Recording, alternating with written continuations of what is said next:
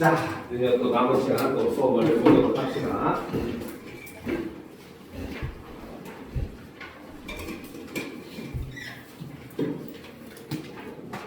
자, 준비됐습니까? 그쵸? 자, 우리가 지난 시간에 이제 마지막에, 그쵸? 자, 학생 3명의 이제 대화를 통해서 의도적 방치라고 하는 녹지 공간을 조성하자라는 의견에 대한 대화를 살펴봤습니다. 그러면 두 번째는 이제 그 대화를 바탕으로 이제 만들어진 그 글이라고 볼 수가 있어요. 제안서 혹은 뭐 건의서 이렇게 볼 수가 있겠죠. 자, 그러면 내용을 한번 같이 살펴보도록 합시다. 자, 안녕하십니까. 저희는 땡땡 고등학교 생태 동아리 학생들입니다 라는 거죠. 자, 아까 발표자와는 다르게 여기 있는 학생들은 그쵸, 바로 첫인사와 함께 자기소개를 하고 있는 모습을 볼 수가 있습니다. 그죠? 자, 계속 보도록 합시다. 자, 우리 시에서 녹지공원 조성과 관련하여 시민들의 다양한 의견을 받고 있다고 알고 있습니다. 도시의 공원은 인간과 자연이 공존하는 공간이 되어야 한다고 생각합니다. 녹지공원에 인간을 위한 공간뿐 아니라 동식물을 위한 별도의 공간을 마련한다면 인간과 자연의 공존이 가능할 것입니다. 그래서 저희는 자연 상태 그대로 두는 의도적 방치구역 조성을 제안합니다 라는 거죠. 자, 이것이 바로 무엇이다? 바로 핵심적인 제안의 내용이라고 볼 수가 있더라는 거죠. 그죠? 자, 그러면 앞에서 학생 2가 얘기했었던 바로 그거다. 그 제안의 내용을 그대로 지금 이 제안서에 반영을 하고 있는 모습을 볼 수가 있습니다. 자, 그러면 같이 보도록 합시다. 자, 의도적 방치구역을 만들면 인간과 자연 모두에게 적지 않은 이점이 있습니다 라는 거죠. 자, 이런 얘기를 한다는 것은 바로 뭐다? 지금부터는 의도적 방치구역을 만들었을 때 장점에 대해서 제시하겠다라고 이야기를 하는 겁니다. 그런데 이제 앞에서 우리가 의도적 방치구역을 만들게 되면은 장점이 어떤 것들이 있다고 학생들이 얘기했었어요. 그렇죠? 장점은 바로 뭐다? 자, 앞에 내용을 한번 살펴보게 되면, 그죠? 자, 장점을 보게 되면 첫 번째로 바로 뭐다? 역동적인 생태계가 만들어질 수가 있고, 그 다음 두 번째는 녹지공원 조성에 드는 비용이 줄어들 수 있고, 거기에 플러스 학생이 추가로 바로 뭐다? 제초제나 이런 것들을 사용하지 않으니까 토양이나 수질 오염을 줄일 수 있다. 이런 내용들이 이제 학생들의 대화에서 등장했었던 내용이었죠. 그렇죠? 이런 걸 자꾸 참고하면서 봐야 됩니다. 자, 그럼 일단 보도록 합시다. 우선 생태계의 자생 능력이 강화되어 생태계의 복잡성과 다양성을 회복할 수 있습니다. 그 결과 식생이 풍부해짐으로써 토양이 단단하게 고정되어 자연재해를 예방하는 효과도 거둘 수 있습니다 라는 거죠. 자, 그런데 자, 장점으로 제시한 내용 중에 바로 뭐냐 이렇게 보면 자연재해를 예방하는 효과도 거둘 수 있다라는 내용은 학생들의 대화에서 제시되지 않았던 내용들이에요. 그렇죠? 그래서 이 부분은 바로 뭐다? 대화에서 그렇죠? 제시되지 않았던 내용이죠. 그러면 이 내용은 바로 뭐다? 학생들의 대화 제일 마지막 부분에 뭐가 있었어요? 추가 자료를 조사해야 되겠다라고 얘기했었잖아요. 그렇죠? 그러면 요 내용은 바로 뭐다? 추가 자료 조사로 인해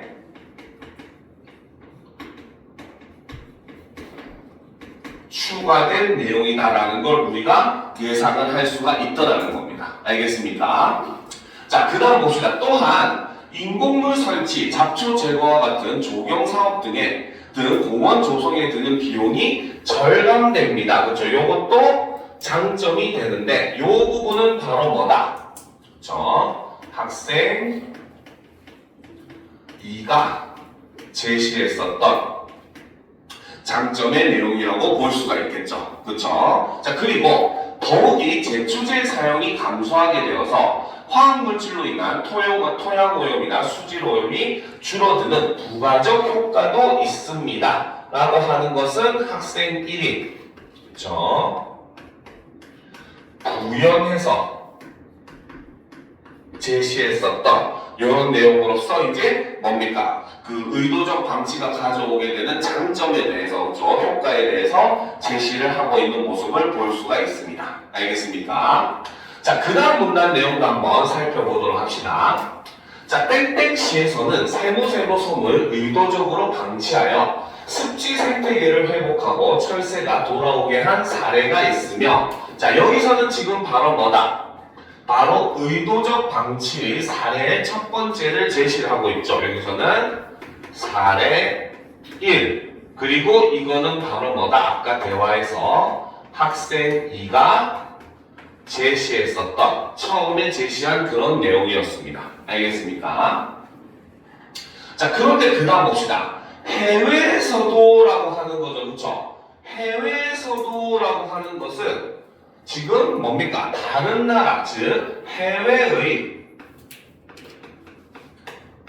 사례를 제시하고 있죠. 이것이 바로 의도적 방치의 사례 두 번째라고 볼 수 있고, 이 내용도 학생의 대화에서는 없었던 내용입니다. 그렇죠? 이것도 역시 바로 뭐다? 추가 자료 조사를 통해 첨가된 내용이다. 이렇게 볼 수가 있다는 거죠. 그래서 해외에서도 다이아 나무를 심은 후에 의도적 방치를 통하여 풍부한 생태계를 되찾았습니다. 그 다음 인근 별별 시에서도, 그렇죠? 여기서도 바로 뭐다? 국내 다른 사례를 이렇게 제시를 하고 있고, 이것도 사례 3번으로 볼 수 있는데, 이 내용도 아까 얘기했듯이 바로 뭐다? 학생들의 대화에서는 제시되지 않았던 사례였죠. 그렇죠? 그러니까 여기 있는 해외 사례라든지 국내 다른 사례 같은 경우는 전부 다 추가 자료 조사를 위해서 하면서 추가된 내용이다, 첨가된 내용이다라고 볼 수가 있더라는 거죠. 그래서 인근 별별시에서도 이를 적용해 녹지공원을 만들고 생태계 복원에 성공했습니다. 여러 사례를 참고할 때 우리 시도 녹지공원 내의 의도적 방치구역을 성공적으로 조성할 수 있습니다. 그쵸? 자, 여기서는 바로 뭐다? 사례를 제시하는 방법을 통해서 바로 뭐다? 제안의 실현 가능성을 이렇게 이야기를 하고 있는 모습도 우리가 확인이 가능하다는 거죠. 알겠습니까? 됐습니까? 그죠? 자, 그 다음 봅시다. 우선 공원 내에 적합한 구역을 지정하고 토착식물을 심어야 합니다 라는 거죠. 자, 그러면 첫 번째 조성 방법은, 자, 구체적인 조성 방법을 제시하는데, 첫 번째는 바로 뭐다? 공원 내에 적합한 구역을 지정하고 토착식물을 심어야 한다는 거죠. 자, 왜냐하면 토착식물이 생태계를 교란할 수 있는 외래종의 외래종의 정착을 막는 기능을 하기 때문입니다. 여기서도 지금 보면은, 그렇죠? 왜 하필 토착식물인가? 그렇죠? 바로 토착식물을 심는 이유를 이렇게 제시를 하고 있는데, 이것도 역시 바로 뭐다? 대화에는 없었던 내용이죠. 그렇죠? 이것도 역시 바로 뭐다? 추가적인 자료 조사를 통해서 첨가된 내용이다라는 걸 알 수가 있습니다. 그래서 지금 선생님이 이 필기할 때 빨간색으로 필기하는 건 전부 다 추가적인 자료 조사를 통해서 첨가된 내용들이라고 보시면 되겠죠. 그렇죠? 자, 계속 보도록 합시다. 자, 이후 구구역을 울타리로 둘러싸 사람의 그 출입을 통제하고, 자, 두 번째 방법은 그 구역을 울타리로 둘러싸서 사람의 출입을 통제를 한다는 거죠. 자, 그리고 공원 방문객에게 해당 공간이 마련된 이유를 안내하는 출입 제한 표지판을 설치해야 합니다. 자, 조성 방법 세 번째 방법이 제시됐는데, 이것도 역시 바로 뭐다? 바로 아까 학생들의 대화에서는 없었던 내용이었어요. 그렇죠? 그래서 구체적으로 출입 제한을 하는 표지판을 설치를 해야 된다라고까지 이제 얘기를 해주는 거죠. 자, 물론 방치된 구역이 어수선하고 지저분해 보이고 여가를 즐길 수 있는 공간이 줄어들어 시민들이 불편해할 수 있습니다. 자, 여기서는 바로 뭐다? 예상되는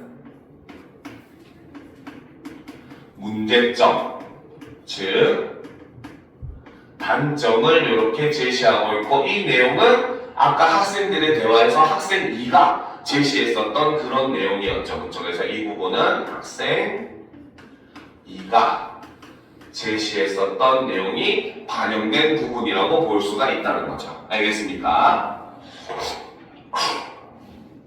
자, 하지만 시간이 지나고 그 구역의 생태계 순환이 안정되면 의도적 방치를 통해 조성된 구역이 더 가치 있다는 것을 확인할 수 있을 것입니다. 그래서 아까 얘기했듯이 불편을 해소할 수는 없지만 사람들의 불만은 해소할 수가 있다. 그것을 어떻게? 가치를 사람들이 알게 함으로써, 그렇죠? 이런 방법을 지금 얘기를 하고 있습니다. 알겠죠? 자, 그 다음 보도록 합시다. 저희 제안이 실현된다면 다음과 같은 효과가 예상됩니다. 의도적 방치 구역이 안정화되면서 역동적인 생태 구역이 넓어질 것입니다. 자, 또한 시민들이 교육의 장으로도 사용할 수 있을 것입니다. 자, 여기서는 바로 뭐다? 바로 제안이 실현됐을 때 다음과 같은 효과가 예상된다. 대놓고 얘기를 하고 있어요. 그렇죠? 이거는 바로 뭐다? 제안 실현 시 예상되는 효과를 이렇게 제시를 했는데, 자, 이것도 역시 우리가 유념할 거는 바로 이 효과는 두 가지로 나누어서 제시했습니다. 그렇죠? 바로 생태계의 측면과 그 다음에 시민들의 측면으로 나누어서 제시를 하고 있는 모습도 우리가 확인이 가능하다는 거죠. 알겠습니까? 자, 자연의 자생력을 통해 생태계를 복원하려는 저희의 제안을 긍정적으로 판단해 주시면 감사하겠습니다. 그래서 글쓴이의 당부를 마지막으로 글을 마무리를 하고 있는 모습을 볼 수가 있더라는 거죠. 알겠습니까? 자, 그러면 같이 이제 문제를 한번 풀이를 해보도록 합시다. 준비됐죠? 그렇죠? 자, 보도록 합시다. 자, 대화의 흐름을 고려할 때 기읍부터 미음에 대한 이해로 적절하지 않은 것은 이라고 되어 있어요. 그렇죠? 자, 그러면 기읍부터 보도록 합시다.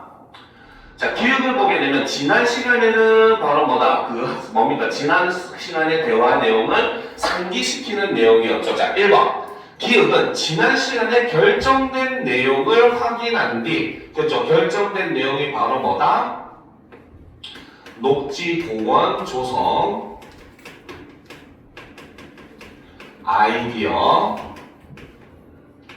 공모전에 아이디어를 제출하자라는 내용을 확인을 했죠. 그렇죠? 그리고 대화의 목적을 밝히고 있다. 그래서 오늘은 뭡니까? 그 아이디어에 대해서 얘기해보자라는 거죠. 그렇죠? 그래서 오늘의 목적은 뭡니까? 공모전 아이디어 제시하는 것이 이것이 바로 목적이다라고 얘기하고 있기 때문에 1번은 맞다고 볼 수가 있겠죠. 확인이 가능한 내용들이죠. 자, 그 다음 니은 발언을 한번 보도록 합시다. 2번. 자, 니은의 발언을 보게 되면은 자, 의도적 방치가 가능한 거야? 그렇게 하면 어떤 점이 좋은데? 라는 거죠. 그쵸? 자, 여기서는 자, 직전 발언의 내용에 의문을 제기한 뒤, 그쵸? 의문을 제기한 것이 바로 뭐다? 실현 가능성을 물었다는 거죠. 그렇죠. 그리고 나서 어떻게? 궁금한 점에 대한 설명을 요청하고 있죠. 궁금한 점은 바로 뭐다? 그렇게 했을 때 의도적 방치가 가져올 수 있는 장점이 무엇인지를 물어보는 내용이 있었기 때문에 2번도 맞다고 볼 수가 있습니다. 알겠습니까? 자, 그 다음 이제 3번 내용을 봅시다. 디귿. 그렇죠? 자, 디귿은 동의해. 그러면 공간을 방치만 하면 되는 거야 라는 거지. 그치? 자, 여기서는 지금 바로 뭐다? 일단 확실하게 틀린 게 바로 눈에 보이죠. 그쵸? 그것은 바로 뭐다? 직전 발화의 내용을 정리하는 내용은 이 질문에는 존재하지 않았습니다. 알겠습니까? 자, 그리고 이제 그 뒷부분을 보면 자신이 이해한 내용이 맞는지 확인하고 있다. 자, 이것은 우리가 어느 정도 맞다고 볼 수가 있겠죠. 그쵸? 왜? 그냥 의도적으로 아무것도 하지 않고 방치만 하면 되는 거야? 자기는 그렇게 이해했다는 거야. 그렇지? 이거를 확인하는 질문으로 볼 수도 있고, 두 번째는 바로 뭐다? 그러면 의도적 방치를 하는 구체적인 방법은 뭔지를 물어보는 질문으로도 이해를 할 수가 있기는 해요. 알겠죠? 그래서 이 질문의 의도는 이렇게 봐도 되고, 아까 그 구체적인 방법을 묻는 질문으로 봐도 되기 때문에 이것이 완전히 틀렸다고 우리가 볼 수는 없습니다. 알겠죠? 그런데 일단 첫 번째, 직전 발화의 내용을 정리했다는 내용은 우리가 절대 찾을 수가 없기 때문에 정답은 3번이라고 보시는 게 맞습니다. 알겠습니까? 자, 그 다음 4번, 리을의 내용을 한번 보도록 합시다. 자, 리을을 보시게 되면 다시 말하면 이게 바로 뭐다? 지금 직전의 내용을 정리한 그 내용이었죠. 자, 직전 발화의 내용의 일부를 재진술한 뒤, 그쵸? 이것이 바로 뭐다? 직전 발화의 내용을 요약, 정리해서 이야기를 한 부분이었죠. 그 다음, 단화 참여자들에게 행동을 함께 할 것을 요청하는 것, 이걸 통해서 바로 뭐다? 공모전에 제출하자. 이렇게 얘기를 하고 있기 때문에 4번도 맞다고 볼 수가 있다는 거죠. 자, 그 다음 이제 마지막 5번 미음을 보시면, 자, 그래 좋아. 그런데 이 공모 아이디어를 제안하려면 추가 자료가 필요할 것 같아 라고 얘기를 하는 거죠. 그래서 직전 발화의 내용에 동의한 뒤, 그쵸? 여기서는 그래 좋아 이렇게 얘기하는 부분으로 볼 수가 있겠고, 그 다음 여기에 자신의 의견을 덧붙이고 있는 것은 바로 뭐다? 바로 추가 자료를 조사하자 라고 하는 의견을 덧붙이고 있기 때문에 5번도 맞다고 볼 수가 있다는 거죠. 알겠습니까? 그러니까 정답은 3번이 된다는 겁니다. 알겠죠? 자, 그 다음 이제 5번 문제로 넘어가 보도록 합시다. 자, 다음은 가의 대화 후 학생들이 한 인터뷰의 일부이다. 참여자들의 의사소통 양상에 대한 설명으로 가장 적절한 것을 고르래요. 그쵸? 적절한 것을. 자, 아까 그래서 마지막에 보게 되면은, 그쵸? 뭡니까? 추가 자료를 조사하자 하니까 학생이가 전문가의 인터뷰를 하기로 했다라고 얘기했잖아요. 그죠? 그래서 인터뷰 내용이라고 보시면 되겠습니다. 자, 그러면 봅시다. 자, 해외에서 의도적 방치로 생태계가 회복된 곳은 어디가 있을까요? 그래서 지금 여기서 학생이는 바로 뭐다? 해외 사례에 대한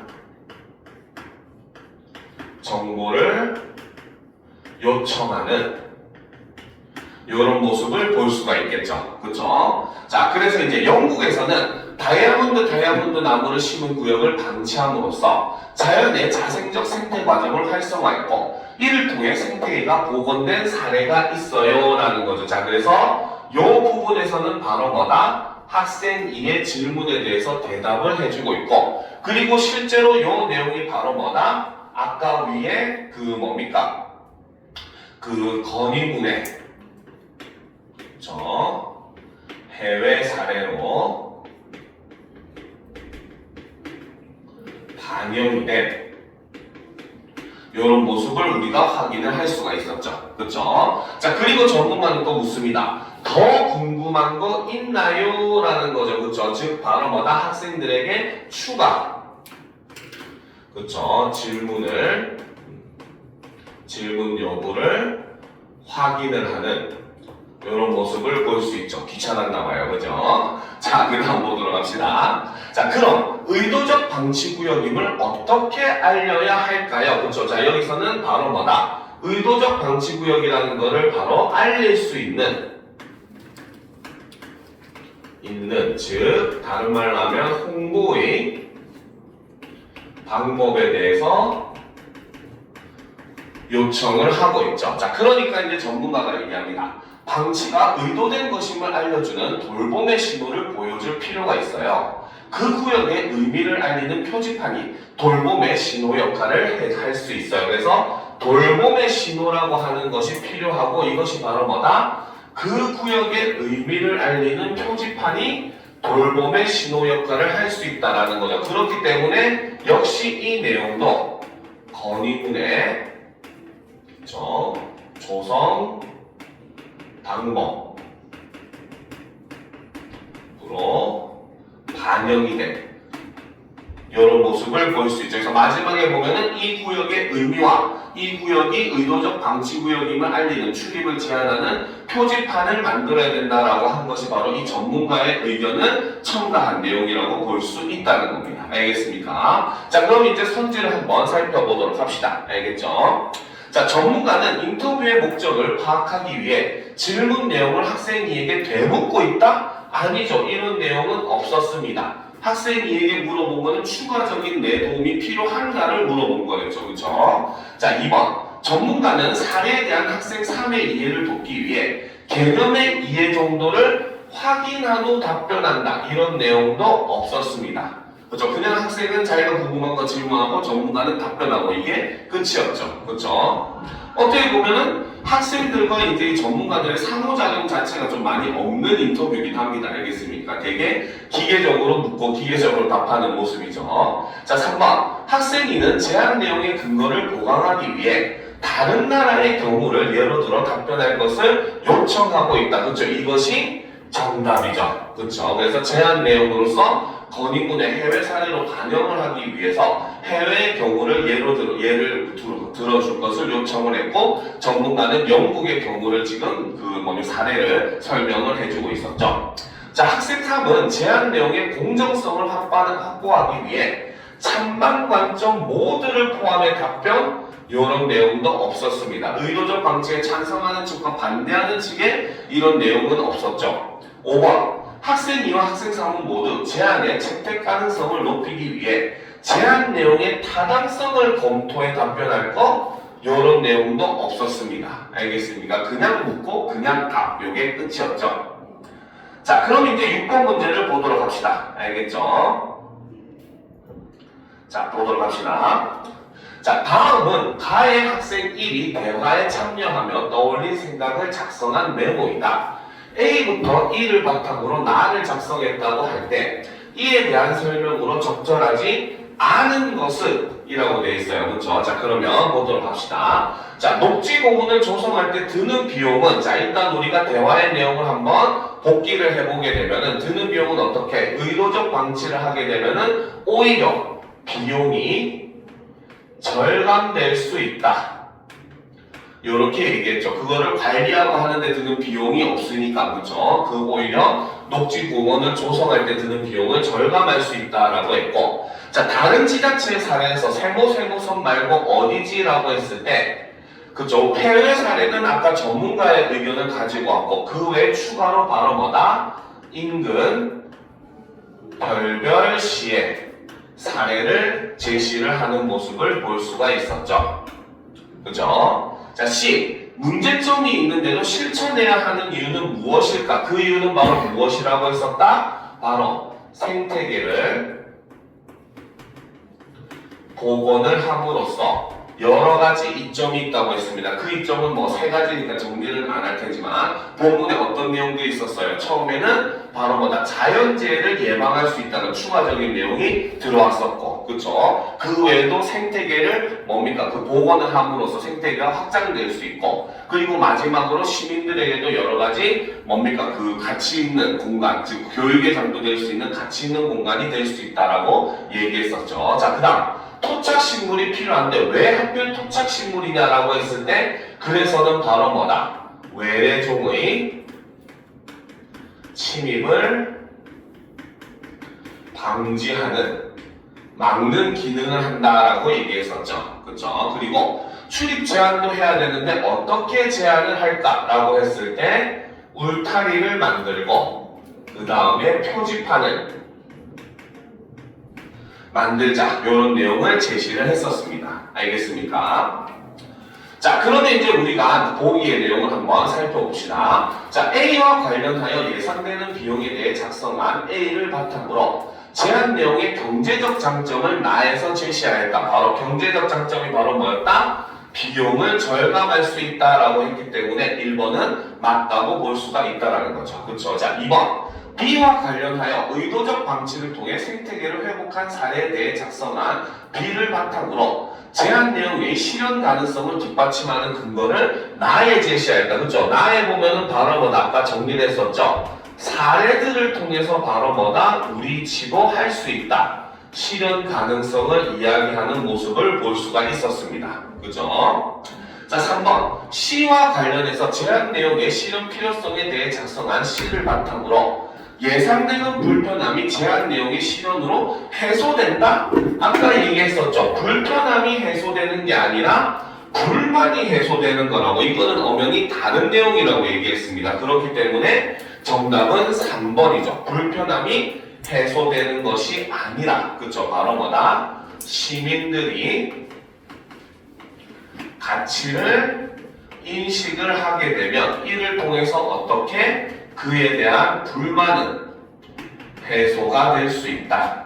불편함이 해소되는 건 아니라는 겁니다. 알겠습니까? 그래서 정답은 3번이 된다는 거죠. 자, D와 관련하여 의도적 방치구역 조성에 필요한 것에 대해 작성한 D를 바탕으로 제한 내용을 실현하는 데 필요한 요소의 기능을 나에서 제시하였다. 그래서 바로 제한을 실현하는 데 필요한 요소는 바로 뭐다? 또 그 외래종의 침입을 막을 수 있어야 된다. 그래서 토착식물을 심어야 된다는 거죠. D와 관련하여 의도적 방치구역을 어떻게 보호할 것인지에 작성한 이를 바탕으로 제한 내용의 실현을 위한 방법을 나에서 조성 방법을 제시를 하는 내용이 있었죠. 그래서 5번도 맞다고 볼 수가 있겠죠. 그래서 정답은 3번이 된다. 이렇게 볼 수가 있습니다. 자, 그러면 이제 7번 문제를 보도록 합시다. 그렇죠? 자, 나에 활용된 글쓰기 방식에 대한 설명으로 가장 적절한 것은 이라고 되어 있어요. 그렇죠? 자, 그러면 처음부터 한번 보도록 합시다.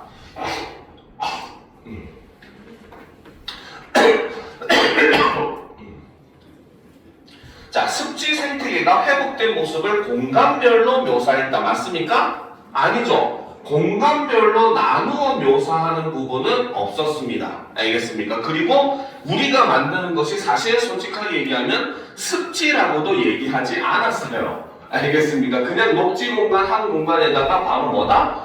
그 의도적 방치 구역을 만들자고 했지 그게 습지인지 아닌지 이런 얘기는 없었어요. 다만 우리 다른 도시의 사례에서 보면은 바로 뭐다? 그 어떤 섬을 의도적으로 방치함으로써 거기에 습지 생태계를 만들었다고 했지 우리가 습지 생태계를 만들자는 내용도 조차도 없었습니다. 알겠습니까?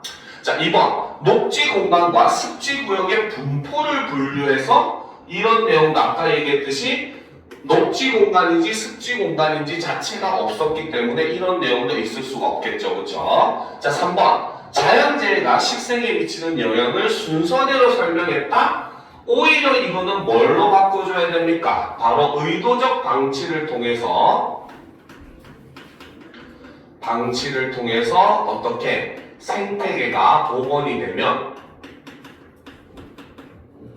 이것이 어떤 효과? 바로 자연재해를 예방하는 요런 효과가 있다라고 얘기를 했죠. 그렇죠? 그렇기 때문에 3번은 아예 이제 순서나 방향을 바꿔줘야 되는 거죠. 그렇죠? 여러분들 좀 녹화하고 있었나? 기억이 안 나네.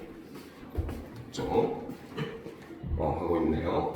점점 치매가 오나봐요. 큰일이네. 자, 그 다음 4번을 보도록 합시다. 자, 도시공원에 대한 인식 변화를 문답 방식으로 제시했다? 도시공원에 대한 인식 변화의 내용도 이 글에서는 아예 제시가 되지 않았습니다. 그죠?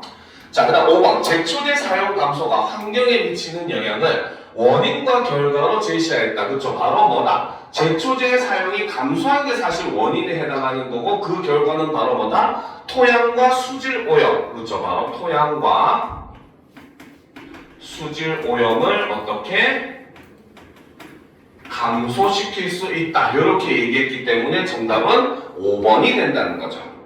알겠습니까? 자, 그럼 이제 8번 문제 보도록 합시다. 자, 다음은 나의 오문단을 고쳐 쓴 글이다. 초보를 고쳐 쓰기 위해 동아리 학생들이 했을 조언으로 가장 적절한 것은 이라고 되어 있죠. 이거는 바로 뭐다? 두 개의 문단을 여러분들이 직접적으로 비교하면은 쉽게 해결을 할 수 있다고 했어요. 항상 이거는 바로 뭐다?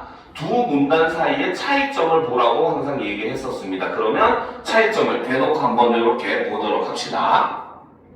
자, 원래 글에서는 저희 제안이 실현된다면 다음과 같은 효과가 예상됩니다 라고 해서 두 가지 효과에 대해서 얘기를 했었고, 그거를 뭡니까? 생태계 측면과 시민들의 측면으로 나누어서 제시를 하는 모습이 있었죠. 그쵸? 근데 초고를 어떻게 고쳤는지 봅시다. 저희 제안이 실현된다면 다음과 같은 효과가 예상됩니다. 이렇게 하지 말고, 자, 요 부분은 바로 뭐다? 초고와 지금 어때요? 동일한 이런 모습을 볼 수가 있죠. 그쵸?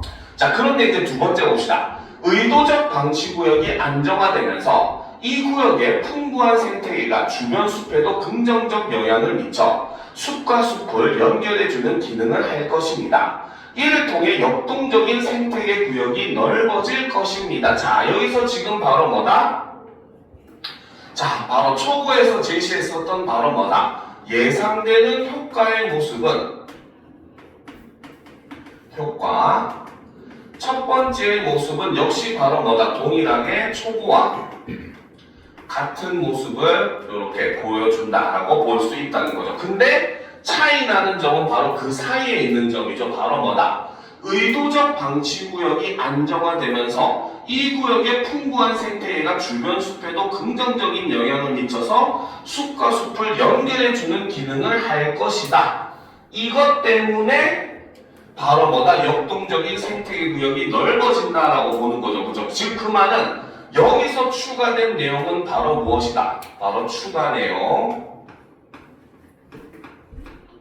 첫 번째는 바로 어떤 내용이다? 바로 효과 1의 근거에 해당하는 내용이 추가가 되었다는 거죠. 그렇죠? 왜 생태계가 넓어지는가? 어떻게 생태계가 넓어지는가? 이거에 대한 근거를 지금 제시를 하고 있는 게 바로 첫 번째 추가 내용이라고 볼 수 있다는 겁니다. 이해가 됩니까? 그렇죠? 자, 그 다음 보도록 합시다. 또한 시민들이 자연스럽게 조성된 생태계를 관찰하는 교육의 장으로 이 구역을 사용할 수 있습니다. 자, 교육의 장으로 이 구역을 사용할 수 있을 것입니다. 이거는 이제 효과 두 번째고, 역시 이것도 지금 초고와 동일한 모습을 보여줘요. 그런데 추가된 내용이 바로 뭐다? 시민들이 자연스럽게 조성된 생태계를 관찰한다고 얘기를 했었죠. 그렇죠? 이거는 바로 뭐다?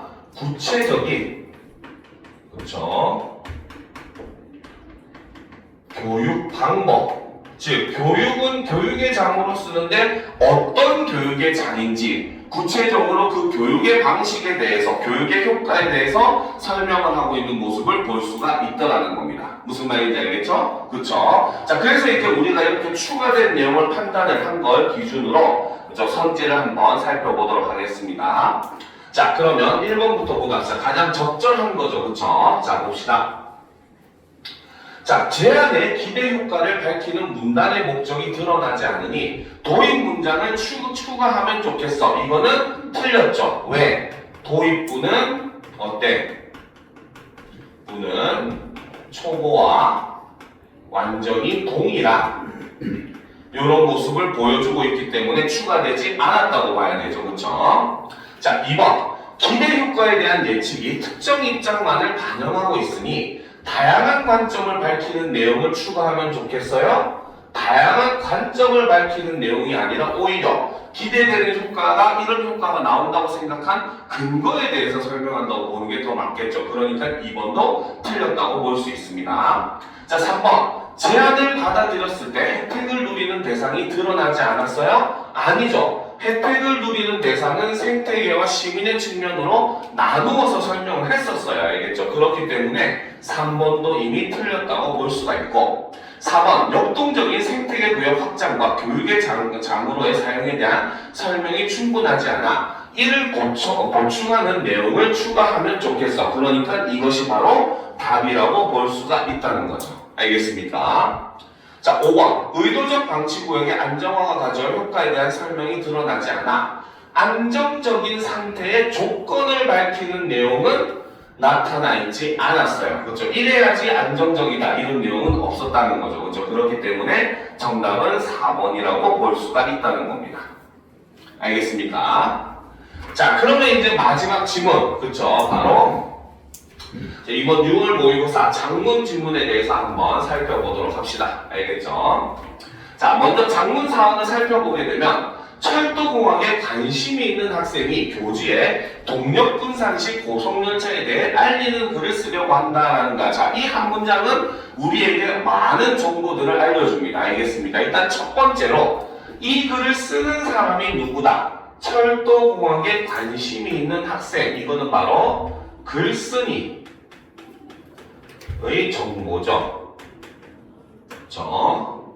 근데 물론 우리가 글을 쓰는 데 있어서 글쓴이의 정보는 그렇게 중요하지 않습니다. 그렇죠? 자, 그런데 이제 중요한 건 그 다음부터죠. 이 글을 쓰는 곳이 어디? 교지라는 겁니다. 그렇죠? 이 교지가 바로 뭐다? 전달하는 매체 역할을 하는 거죠. 그런데 이 교지에 전달한다는 건 우리에게 또 다른 정보를 하나 더 제공을 합니다. 그것은 바로 뭐냐? 예상 독자는 바로 누구다? 그쵸? 같은 학교 학생들, 즉 친구들이 바로 무엇이다? 이 글을 읽는 예상 독자가 된다는 거죠. 알겠습니까? 왜? 교지는 그 학교 내에서만 만들어지는 책이잖아요. 그렇죠? 그렇기 때문에 예상 독자는 당연히 같은 학교 학생들이 된다는 겁니다. 알겠습니까? 자, 그 다음.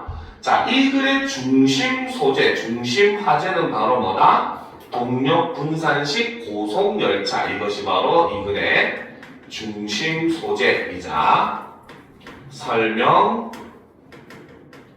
대상이 되는 것이고, 자, 그리고 이제 마지막에 알리는 글을 쓴다고 되어 있어요. 그렇죠? 알리는 글이라고 하는 것이 바로 글을 쓰는 목적이라고 볼 수 있고, 그러면 이 목적을 통해서 우리가 알 수 있는 것은 바로 뭐다? 이 목적은 다른 말로 정보 전달. 그렇다는 것은 이 글은 바로 뭐다? 설명문이다 라는 걸 우리가 알 수 있다는 거죠. 정말 별거 아닌 한 문장이지만 우리는 많은 정보를 이렇게 볼 수가 있어야 된다는 겁니다. 알겠습니까? 별거 아닌 것 같지만 생각보다 학생들이 은근히 간과하는 내용들이죠. 그렇죠? 자, 그러면 이제 이러한 그 지식들을 바탕으로 학생의 초고를 한번 살펴보도록 합시다. 알겠죠? 자, 첫 문단부터 보도록 합시다. 자, 고속열차를 이용하는 사람들이 꾸준히 늘고 있는 가운데 새로 구동기술을 적용한 고속열차가 주목받고 있다. 320km/h를 자랑하는 이 고속열차는 우리나라 운행 환경에 적합한 동력 분산식 기술을 적용하고 있다. 자, 그래서 새로운 구동 기술을 적용한 고속열차가 바로 뭐다? 동력 분산식 기술을 적용한 고속열차라는 거죠.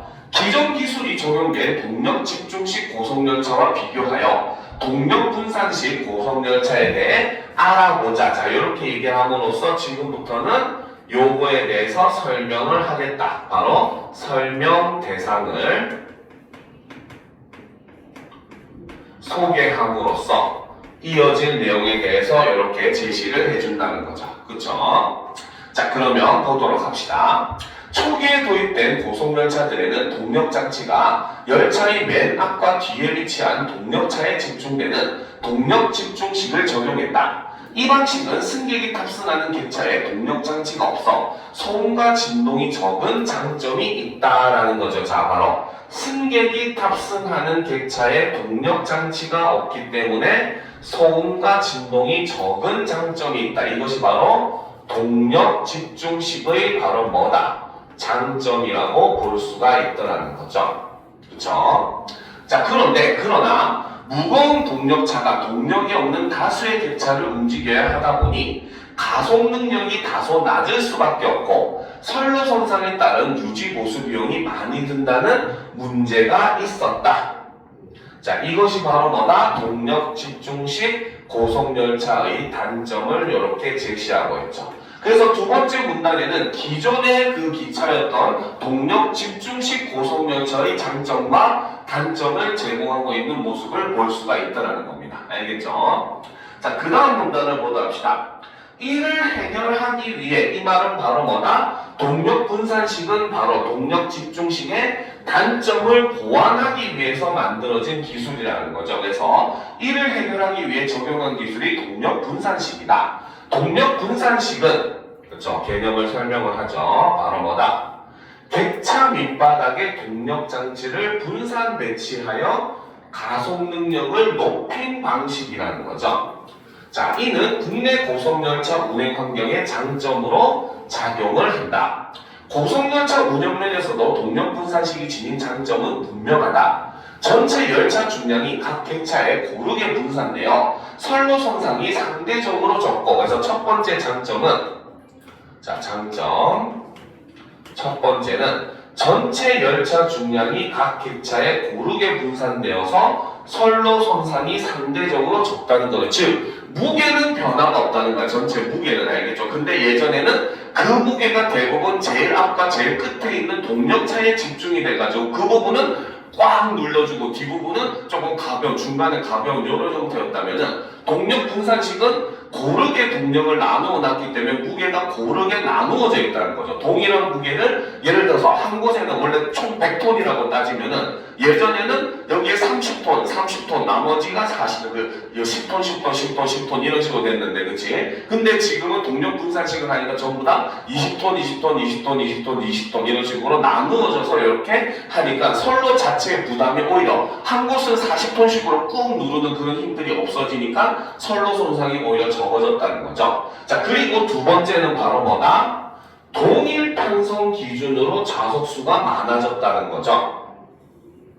그 말은 바로 뭐다? 똑같이 열량의 객차를, 칸을 싣고 있는 기차라고 하더라도 동력 집중식보다는 동력 분산식이 더 많은 좌석을 만들 수가 있었다는 거죠. 알겠습니까?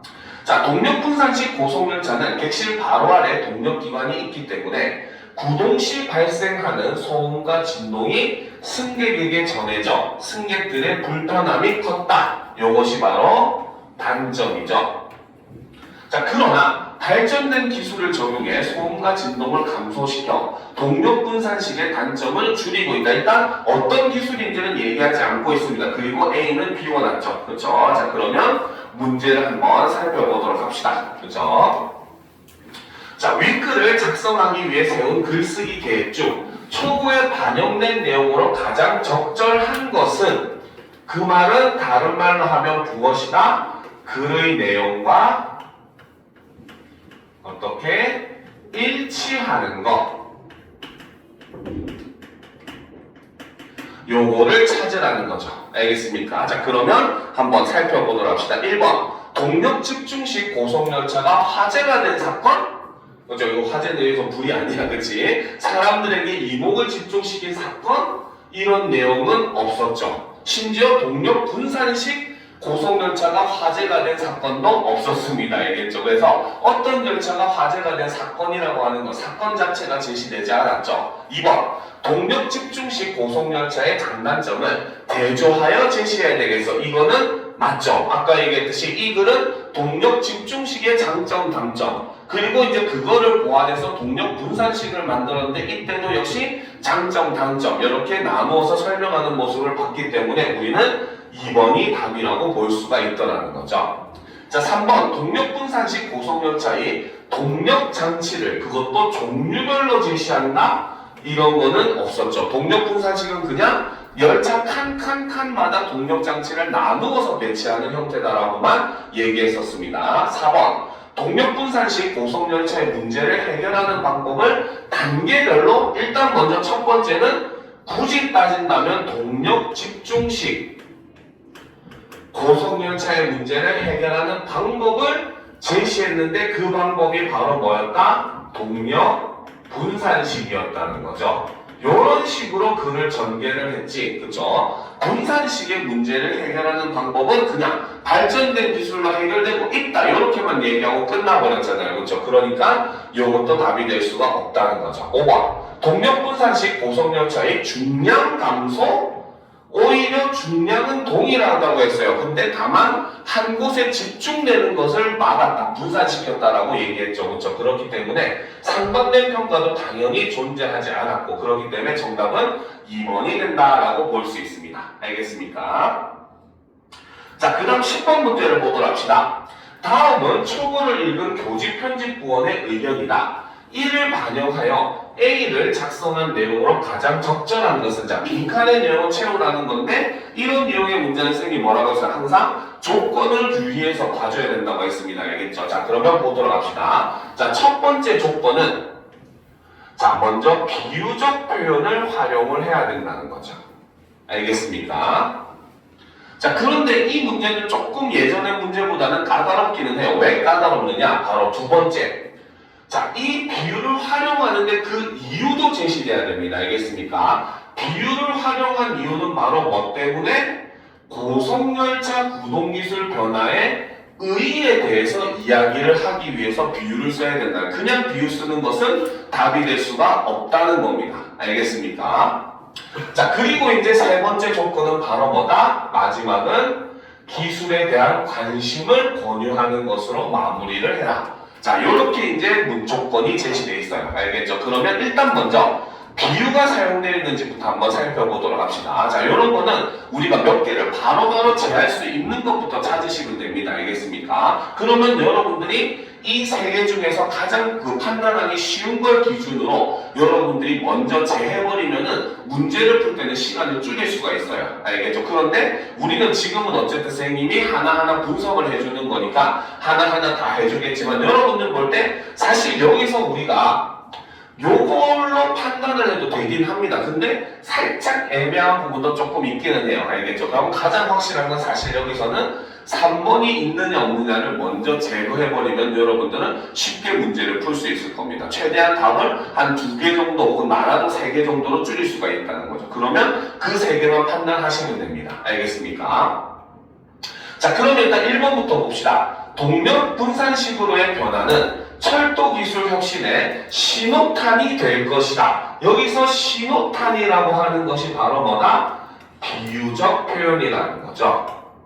그죠? 자, 그리고 바로 뭐다? 동력 분산식으로의 변화는 무슨 의의를 가진다? 철도 기술 혁신의 신호탄이 된다. 바로 철도 기술 혁신의 일종의 욕 아니에요. 시발점이 된다. 그쵸? 이런 뜻입니다. 알겠습니까? 욕 아니에요. 알겠죠? 자, 이것이 바로 뭐다? 철도 변화의 의의, 기술 변화의 의의를 지금 언급했다고 볼 수 있다는 거죠. 자, 우리나라에 적합한 고속열차 신기술에 관심을 가져보는 것이 어떨까라고 얘기를 하고 있기 때문에 여기서는 바로 뭐다? 관심을 권유하고 있는 내용이 존재를 하고 있죠. 그렇죠? 그래서 정답은 1번이 되는 겁니다. 알겠습니까? 자, 근데 그러면 2번부터 4번이 왜 답이 안 되는지를 보도록 합시다. 동력분산식 고속열차가 대동맥처럼 국토를 연결하고 있다. 자, 일단 대동맥처럼이라고 해서 비유적 표현은 사용을 하고 있죠. 그렇죠? 그런데 중요한 건 바로 뭐다? 동력분산식 고속열차가 대동맥처럼 국토를 연결하는 게 부동기술 변화의 의미를 설명했다고 볼 수가 있어요, 없어요? 없다는 거야. 왜? 이거는 분산식 고속열차가 아니라 집중식 열차도 가능한 거니까. 그냥 우리나라 곳곳에 열차가 다닌다 이런 의미거든요. 알겠죠? 그러니까 여기서는 뭐가 제시가 되지 않았다? 의의가 제시되지 않았다고 봐야 된다는 거죠. 알겠습니까? 자, 그리고 이제 마지막은 지속적으로 발전하는 철도공학 기술이 우리나라를 넘어 세계 표준으로 자리 잡길 희망한다. 여기서도 지금 관심을 권유하는 내용도 존재하지 않죠. 그러면 사실 3번만 가지고 일단 판단했을 때 2번은 그 전에 이미 떨어져 버린다는 겁니다. 알겠습니까? 자, 그 다음 3번 봅시다. 동력 분산식으로의 변화는 우리나라 고속열차의 새로운 심장 역할을 할 것이다. 자, 여기서는 비유적 표현이 사용되었고, 그쵸? 자, 그 다음에 이것은 바로 뭐다? 우리나라 고속열차의 새로운 심장 역할을 하게 될 것이다 라고 해서 의의를 설명했다고 볼 수 있다는 거죠. 그쵸? 자, 그런데 동력분산식 고속열차를 애용하여 국내 관광 활성화에 적극적으로 동참하자. 이거는 관심을 권유하는 내용이 아니죠. 여기서 쓰인 내용은 바로 뭐다? 이용을 권유하는 내용입니다. 알겠습니까? 그러니까 얘도 3번을 기준으로 사실 이미 탈락하게 되는 내용이 되는 겁니다. 알겠죠? 관심을 권유하는 거랑 애용을 권유하는 거는 다른 내용이죠. 그렇죠? 자, 4번. 동력분산식으로의 변화는 우리의 삶을 180도로 바꾸어 놓았다. 의의는 설명을 했지만 중요한 건 바로 뭐다? 비유적 표현이 사용이 되지 않았죠. 그렇죠? 자, 경제적 효과가 큰 동력분산식 고속열차 이용을 통해 에너지 절약에 동참해보는 건 어떨까? 이것도 역시 바로 뭐다? 이용을 권유하는 거지 관심을 권유하는 내용이 아닙니다. 이미 4번도 날라갔어요. 그렇죠? 자, 5번. 열차는 동력분산식 고속열차에 이르기까지 속도와 효율을 추구하며 발전하였다라는가. 이거는 뭐 일종의 의의를 언급했다고는 조금 넓은 의미로 볼 수 있지만 일단 기본적으로 역시 비유가 사용되지 않고 있죠. 그렇죠? 자, 우리 일상을 편리하게 만들어주는 고속열차 신기술에 관심을 가져보는 것은 어떨까? 여기서는 관심을 권유하는 내용은 존재를 하고 있습니다. 그러면 사실 우리가 이 3번을 기준으로 판단했을 때 사실 비유 같은 경우는 여러분들이 솔직히 이런 신호탄이라든지 심장이라든지 이런 거는 얼핏 보면 잘 모를 수도 있어요. 알겠죠? 그렇기 때문에 오히려 비유를 나중에 보라고 하는 이유가 거기 있습니다. 가장 극명하게 판단할 수 있는 건 3번이죠. 기술에 대한 관심을 권유하는가. 그러면 여기서 그것만 가지고 보더라도 결국 마지막에 남는 건 1번하고 5번밖에 없는데 1번하고 5번을 보면은 어느 것에 비유가 사용되는지가 바로 여러분들 이렇게 놓고 보면은 훨씬 잘 보인다는 겁니다. 알겠죠? 그러니까 답을 1번을 선택을 할 수 있게 되는 거예요. 알겠습니까? 근데 처음부터 그냥 읽으면 자꾸 헷갈리게 돼요. 알겠죠? 그러니까 항상 기준을 가지고 가장 쉽게 판단할 수 있을 것 같은 기준을 바탕으로 아닌 것들을 먼저 제해버리세요. 알겠죠? 그러면 여러분들이 답의 범위를 줄어들게 되고 그 사이에서 모르게 되면 설사 찍더라도 확률은 올라가게 되는 겁니다. 알겠죠? 그렇기 때문에 여러분이 항상 그런 걸 유념하면서 문제를 풀어보도록 합시다. 알겠습니까? 자, 그러면 드디어 마지막 문제를 보도록 합시다. 자, 학생들이 제일 어려워하는 바로 자료 활용 문제죠. 자, 이런 유형의 문제 선생님이 늘 강조했었죠. 바로 뭐다? 먼저 자료가 무엇을 나타내는지 우리가 어떻게 활용해야 될지를 먼저 생각해 보라고 했어요. 즉 이거는 자료의 의미만 파악하면 쉽게 우리가 분간할 수 있는 내용들이라는 겁니다. 알겠죠? 자, 그럼 봅시다. 보기는 학생이 초보를 보완하기 위해 추가로 수집한 자료이다. 자료 활용 방안으로 적절하지 않은 것을 고르래요. 자, 그러면 자료에 대해서 한번 살펴보도록 합시다. 자, 첫 번째 보고서 자료를 보게 되면 기획-1 고속열차 이용객 추이를 보는데 지금 100만, 1000만, 1억 그쵸? 2023년에는 1억 1000만 명이 사용을 했는데 2024년에는 1억 1600만 명 그 다음에 2025년에는 1억 1900만 명으로서 해가 갈수록 바로 뭐다? 고속열차 이용객이 어떻게 증가하고 있는 추세이다. 이렇게 볼 수가 있다는 거죠. 실제로 우리가 그래서 제일 첫 번째 문장이 바로 뭐다? 앞으로 요즘에 해가 갈수록 바로 뭐다? 고속열차를 이용하는 사람들이 늘어나고 있다라고 하는 문장의 근거로 쓸 수가 있다는 겁니다. 알겠죠? 자, 그 다음부터 보도록 합시다. 기획-2는 고속열차 구동 방식별 재원을 비교했는데 동력 집중식은 가속 성능이 316초가 걸리는데 동력 분산식은 212초가 걸리고 좌석수도 동력 집중식은 1편성 기준으로 379석밖에 안 되는데 그 동력 분산식은 515석이 되는 모습을 볼 수 있다는 거. 그러면 여기서는 동력 분산식의 두 가지 장점을 얘기하고 있습니다. 바로 첫 번째는 바로 뭐다? 가속 시간이 짧다는 이런 동력 분산식의 장점. 그 다음 두 번째 장점은 바로 뭐다? 동일 편성 기준 좌석수가 더 많다는 거죠. 그래서 이 부분은 결국은 얘기하는 것은 바로 뭐다? 동력 분산식의 장점에 대해서 이야기하는 내용이다, 자료다라고 볼 수가 있다는 겁니다. 알겠습니까? 그러면 이 자료 같은 경우는 앞에서 동력 분산식에 대해서 설명을 할 때 그것이 가지는 장점이 두 가지를 제시한 내용이었고 그 내용의 근거로서 제시할 수 있는 자료라고 볼 수 있다는 거죠. 자, 그 다음 이제 신문기사를 보도록 합시다. 자, 네모네모 공사는 고속열차 땡땡에 동력 분산식을 적용하고 운전실 객차에 좌석을 배치하여 좌석수를 늘렸다고 밝혔다라는 거죠. 이것은 바로 뭐다? 일종의 동력 분산식의 열차의 좌석수가 많은 이유로 볼 수가 있겠죠. 그쵸? 그 전에 바로 뭐다? 동력 집중식에서는 운전실에는 동력만 있고 객차가 없었다는 거죠. 그쵸? 근데 동력 분산식을 만들 때는 어떻게? 동력 자체를 전부 다 고르게 분포해서 놔두니까 여기 있는 운전실에도 사람들이 앉을 수 있는 객실을 만들 수가 있었다는 겁니다. 알겠죠? 그러니까 바로 뭐다? 동력 분산식 열차가 동일 편성 기준 동력 집중식보다 좌석수가 많은 이유는 바로 여기에 있다라고 이야기를 할 수 있다는 거죠. 알겠습니까?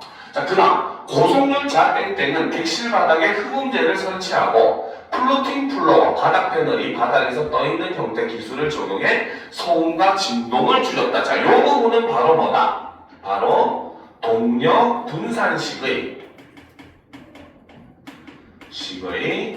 단점을 보완할 수 있는 그러한 내용으로서 제시된 거라고 볼 수 있죠. 그래서는 바로 뭡니까? 지금 요즘 새로운 기술을 적용해서 이러한 단점을 보완하고 있다라고 그냥 간단하게만 얘기했는데 구체적으로 얘기하지 않았죠. 그렇죠? 그러면 이 자료를 활용해가지고 어떤 구체적인 방법으로 단점을 보완하고 있는지를 내용을 보완할 수가 있다는 거죠. 그렇죠? 자, 그 다음 마지막 학술지 논문의 내용을 한번 살펴보도록 합시다.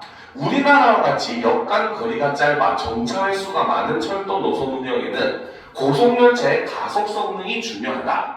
또한 고속열차 주행이 선로에 미치는 영향도 중요한데 동력객차의 축중, 동력차의 바퀴가 선로를 누르는 중량을 분산시켜 최대 축중이 가벼운 동력 분산식은 최대 축중이 무거운 동력 집중식과 비교할 때 고속열차 주행이 선로에 미치는 영향이 적다라는 거죠. 자, 여기서도 바로 뭐다? 동력 분산식의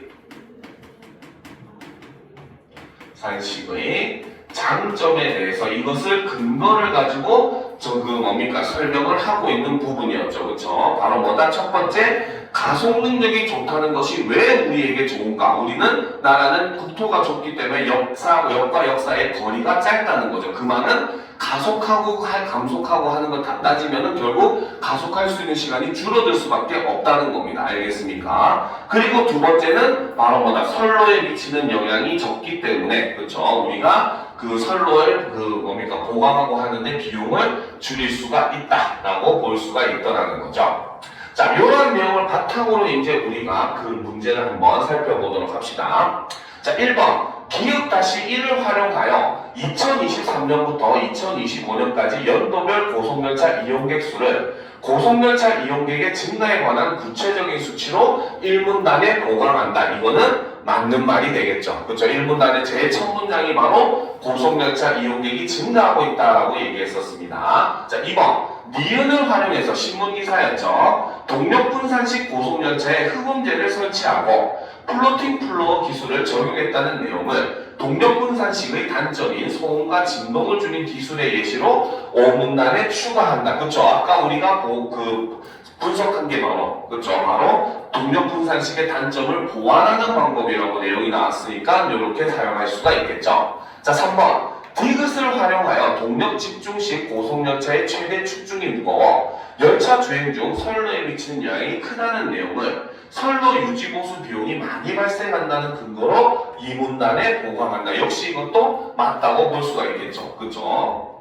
자, 그 다음 4번. 기역-2와 니은을 활용하여 동력 분산식 고속열차의 운전실 객차 좌석 배치로 1편성 기준 100석 이상 좌석이 늘었다는 내용을 편성 증가로 인해 운송 효율이 높아진 근거로 4문단에 추가한다. 이게 틀렸습니다. 어느 부분이? 편성 증가가 아니라는 거죠. 그렇죠? 편성이 증가했다는 거는 중간에 칸을 늘렸다는 거야. 쉽게 얘기하면. 근데 이거는 동력 집중식도 칸 늘리면 좌석수는 늘릴 수 있습니다. 알겠죠? 근데 이 질문에서 항상 얘기하는 건 바로 뭐다? 동일 편성을 기준으로 했을 때 동력 분산식이 더 많은 좌석을 확보할 수 있다라고 얘기한 것이기 때문에 여기서 핵심은 바로 뭐다? 편성 증가로 인해서 운송 효율성이 증가한다고 보면 안 된다는 거죠. 알겠습니까? 그래서 정답은 4번.